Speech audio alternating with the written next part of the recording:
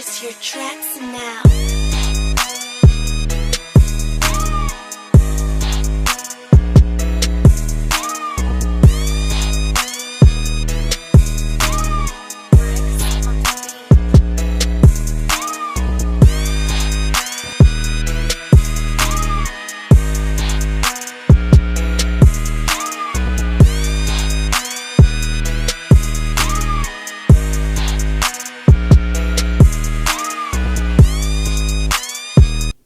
Welcome to this edition of the Raider Sports Report. My name is Peter Warren. My fellow co-host Isha Kamdar is currently on assignment.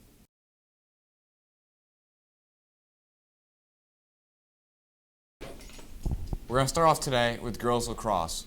Here we have Aaron Shack to tell us about how their season ended. So Aaron, how are they feeling about the end of the season?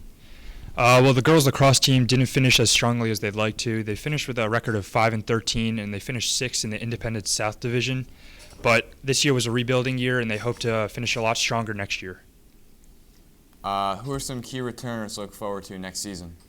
They'll have a lot of seniors next year who have had experience on the team for many years. Sabrina DeLolo, Carrie Regan, Erica Paprocki, and Amber Bretts are just a few to name. They should have a very strong team with a lot of leadership next year. And what is the legacy of this year's senior class? Well, they're graduating a handful of seniors that they'll miss next year in some major positions. Specifically, Haley Nakanaki in goal, they'll miss dearly. But next year they'll hope to fill those holes and, again, finish strong and a lot better than this past season. Thank you very much, Aaron. Always very insightful. Thank you. Now it's time to hit the links with our own Charles S.D. Butler. So Charles, the golf team had a very good year. How'd they finish up? They finished up with a record of 13-4, which is pretty good. And strong season. They finished strong. Who are some key performers for the team? Jimmy Harcourt, he's a senior. He will be missed on the team next year. He's actually going to Gettysburg to play golf in the fall. And Jimmy Bagdonis, also a key contributor. He's a junior. He's still got another year.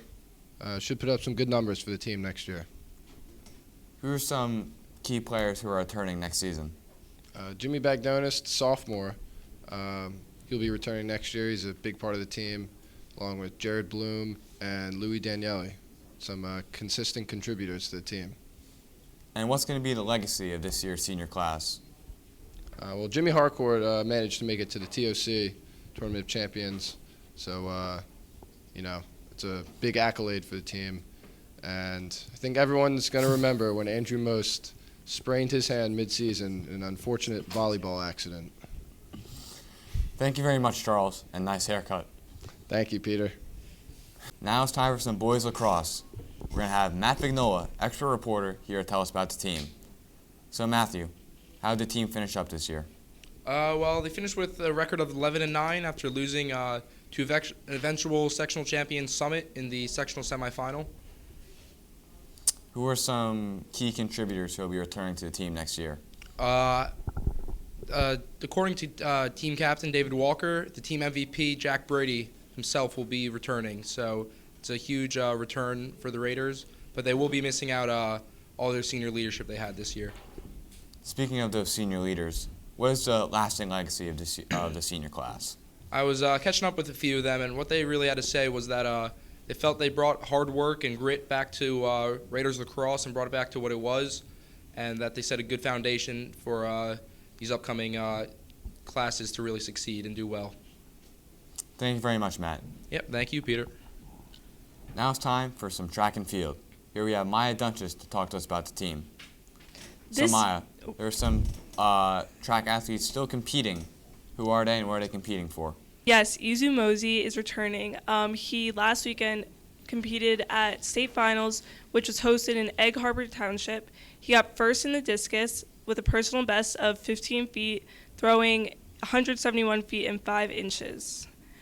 This weekend he is coming up meet of champions where he has hopes of getting first, but there's some tough competition. He was talking to me earlier and was saying how people throw 20 to 30 feet further than him, so he's pretty nervous. Very interesting.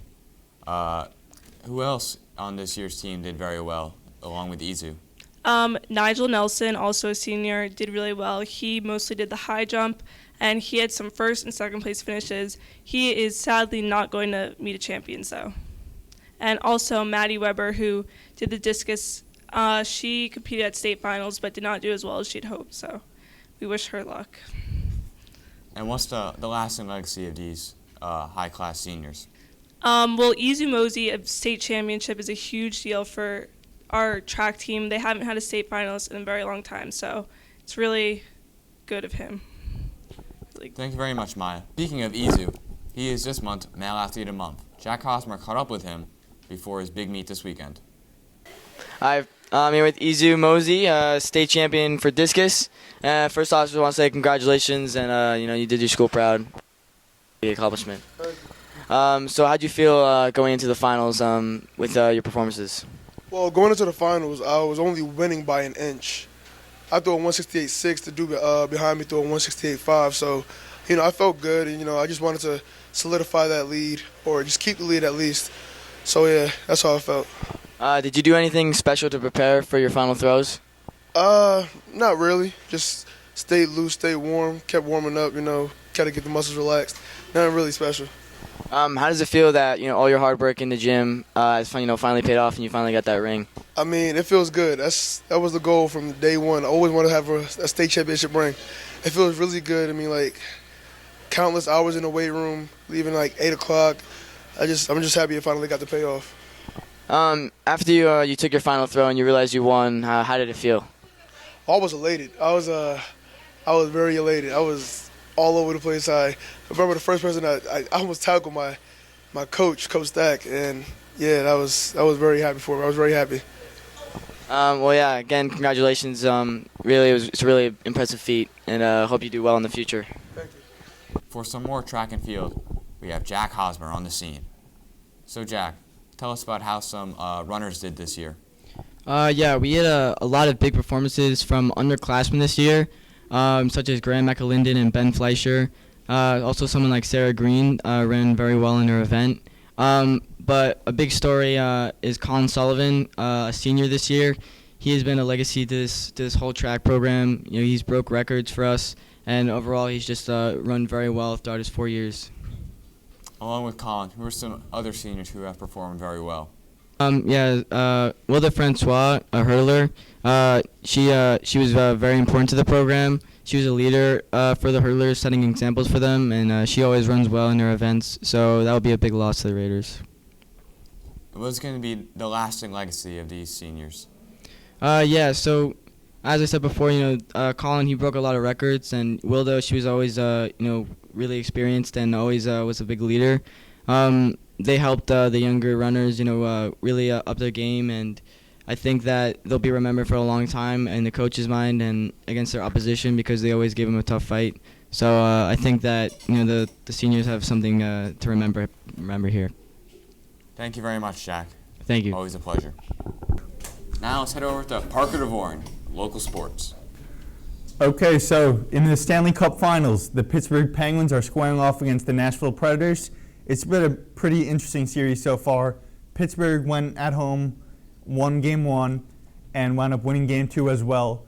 But Nashville came back, won Game 3 and won Game 4 in pretty much marginal victories. So now the series is tied up 2-2 with Game 5 tonight, and we'll see how that goes. I'd put my money on Nashville if I were you.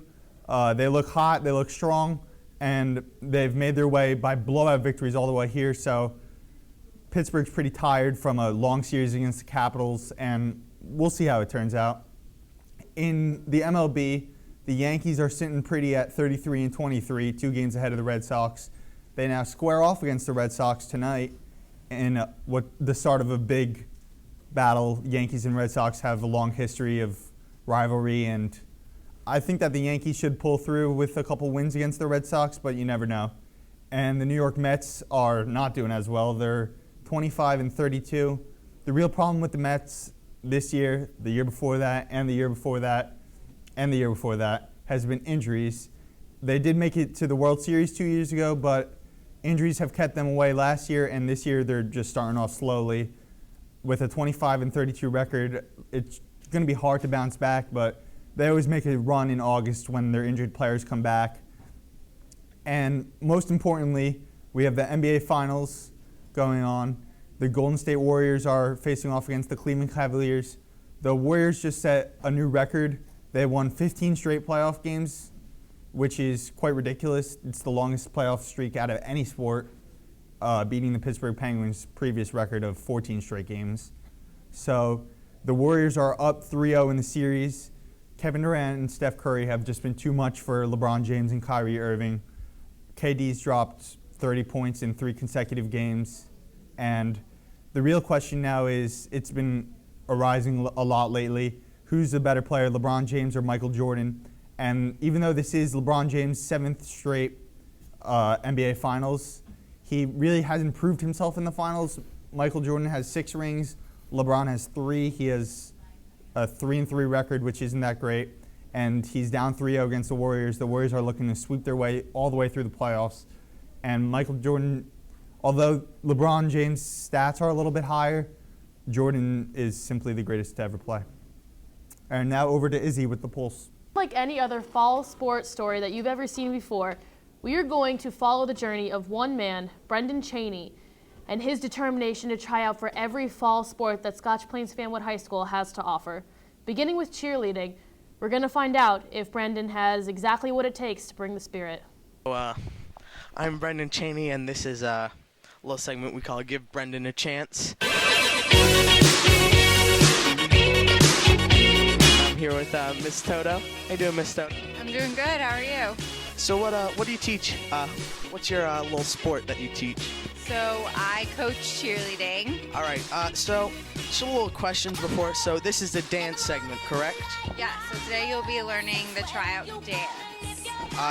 Do you have any thoughts on how well I'm gonna do? And now I gotta warn you, I used to be an actor. I used to be in plays, so I'm pretty good. I'm pretty good. Have you danced in any of your plays? I've done a jazz square too in my lifetimes, but I don't need to brag.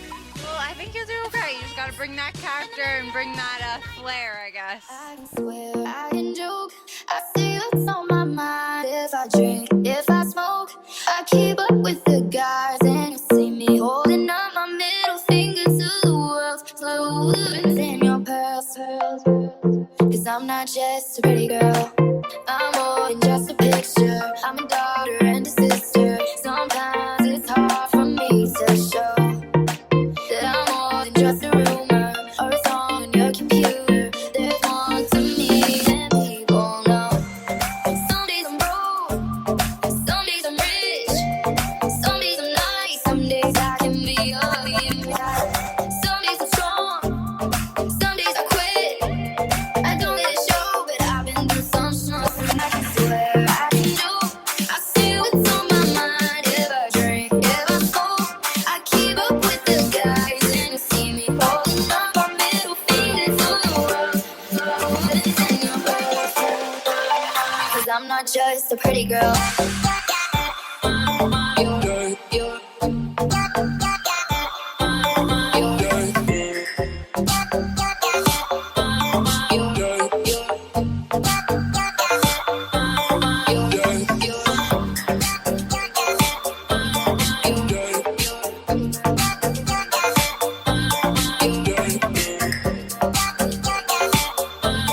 So first water break. We have about like 30 minutes left, I'd say. I'm really sweaty. It's been a rough about an hour. I'm here with Nicolette, one of the captains. And Nicolette, how am I doing? How am I progressing? You're actually doing very well. All right, I'm here with Hannah quotes the Banana Davis. Hannah, you're in my group, correct? Yes. How do you think I'm doing? Pretty good. Pretty okay. All right, so I'm here with Shakir, the only other male cheerleader, and my rival today. So did you see me at all cheer or anything? I did, and you were doing such a good job. What'd you expect when I first walked in? Honestly, with the headband, I thought you were just gonna come in here and kill it. Did I kill it? You did. How are my jumps specifically? They're okay. But how are my jumps? They could use some improvement. How are my jumps? Was I like at peak performance? They could be a little better, but for you, I think they're great.